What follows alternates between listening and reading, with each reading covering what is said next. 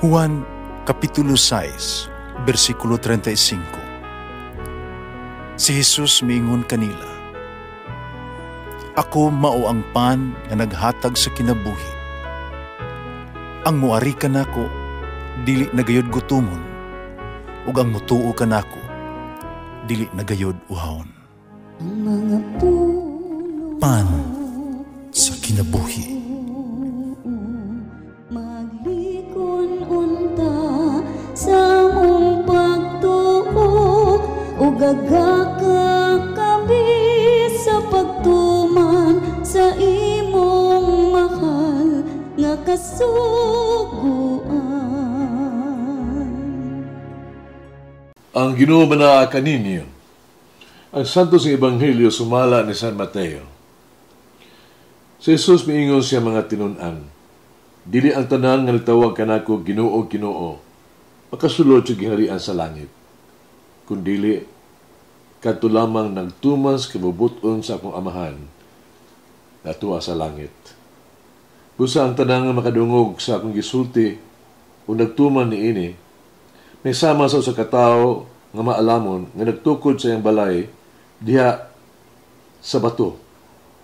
Sa dihang nabundak ang ulan, umibaha ang suba, ang hangin mihapak, umikusukoso ni atong balaya, wala kini matumba, kinatukod man diha sa bato. Apan ang tanang nakadungog sa akong gisulti ug dili nagtuman niini. May sama usad sa usa ka taong buang-buang nga nagtukod siyang balay diha sa balas. Sa dihang may bundak ang ulan, mibaha ang suba, ug ang hangin mihapak, may kusukoso ni adtong balaya, natumba kini ug nagunob. Ang Ebanghelyo sa Ginoo.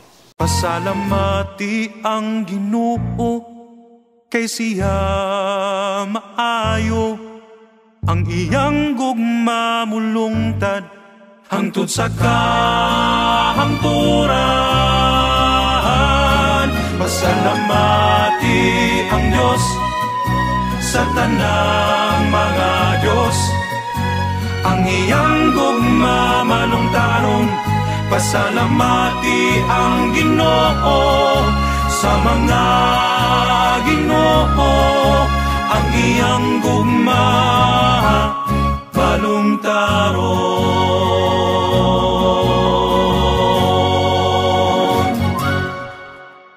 Para sa daghang mga tao, ang relihiyon mo ay usa ka murag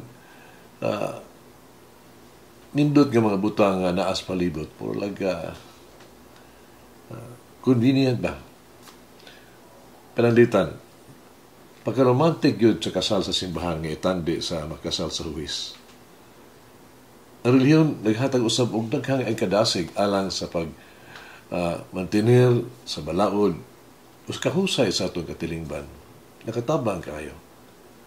Maura, kung apan maura ka na ang tanan nga gibuhat niini, sumala sa kini si mga tao, kinisama kuno sa icing on the cake.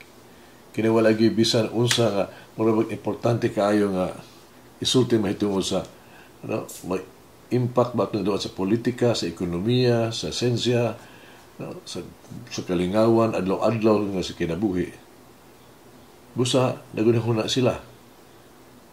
Apan, sa magbasa sa Ebanghelyo karong adlaw, supahi ang giingon ni Jesus. Mato niya, kung di nato tukuro ng ato ang kinabuhi o ato ang sibilisasyon sa iyahang mga pulong, nagtukol kita sa balas. Tinuod na. Praktikal ba ang Ebanghelyo kayo?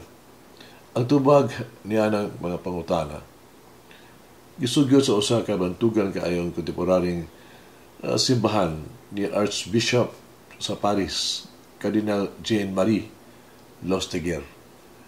Pulo pa niya, ang tanang mga problema sa kalibutan, labos na ng espirituhanon ng mga problema. Ang nagunang mga problema nagalangkob sa tuang kalibutan, ang crisis, gutom, underdevelopment, gubat, uban pa, mahimong adunay technical nga solusyon. kita makatabang kung kita gusto gayon papakaon sa mga tibuok kalibutan sa katawhan, pagpauswag sa tanan nga kabus ng mga nasod. Apan ang tinuod, kung wala kita interes sa pamaagi sa pagtabang, wala gyud mahitabo nga kaayuhan. Mao ang tinuod gayon nga babag alang sa solusyon nga problema sa kalibutan, nagikan gayon sa kasing-kasing sa tao nga pagbati og kaluoy sa iyang isikatawo. Naghapo kita. Kung naghulat ka na kami na moari, magkikita kanimo. Naghulat ka sa pagdanag sa kahayag diin adunay kanyit-nyit. Sa pakita sa gugma diin adunay pagdumot. O ipaambit ang kalinaw kung adunay panagpangi. Ginoo, naghulat ka kanamo, nga madangop kanimo. Naghulat ka kanamo, nga malaumon o mudanag ang imong kahayag o ipakita ang imong gugma sa pagpaampit sa imong kalinaw. Amen. Mama Mary, may the Word of God be always the rock and the foundation of my spiritual life. Malangin ang Diyos magagahom sa tanan, Amahan, Anak, Espiritu Santo. Amen. May the Lord of the divine mercy bless us all, heal us from all diseases and suffering. Ayun unta niya kita, tanang mga sakit na sa lawas o sa kalag, body and soul.